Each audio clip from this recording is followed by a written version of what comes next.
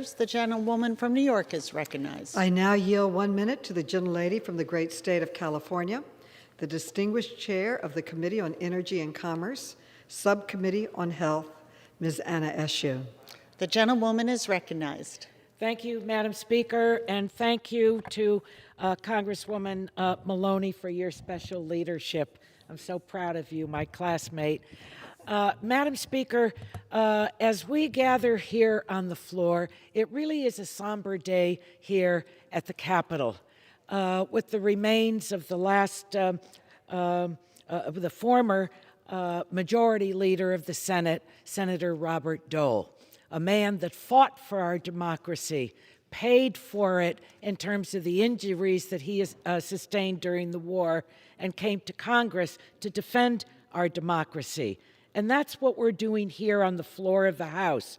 We're working to protect our democracy. I'm proud that my legislation is included in this. Just a few words about it. Since Watergate, presidential candidates and vice presidential candidates voluntarily put their tax returns out to the public. In 2016, there were two that were running, one on each side, that did not do that. I observed it, I was upset about it, and I wrote legislation on it. So in the Protecting Our Democracy Act, there will be a requirement. Gentlewoman's time has expired. 15 more seconds. I yield her as much time as she may consume. I thank Gentlewoman's the recognized. gentlewoman. What this legislation does is to make it a requirement for those that seek the presidency and the vice presidency to put out to the public their tax returns. Now, why?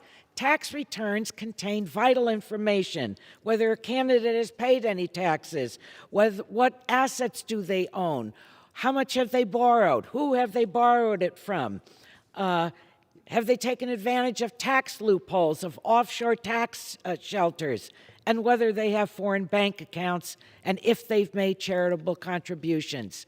Truth and transparency need to be a part of the democratic process.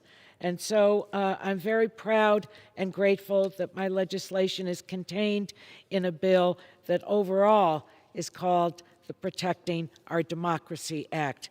All colleagues should vote for this because we raised our hands and pledged to protect our democracy and defend it against all enemies, foreign and domestic. I yield back.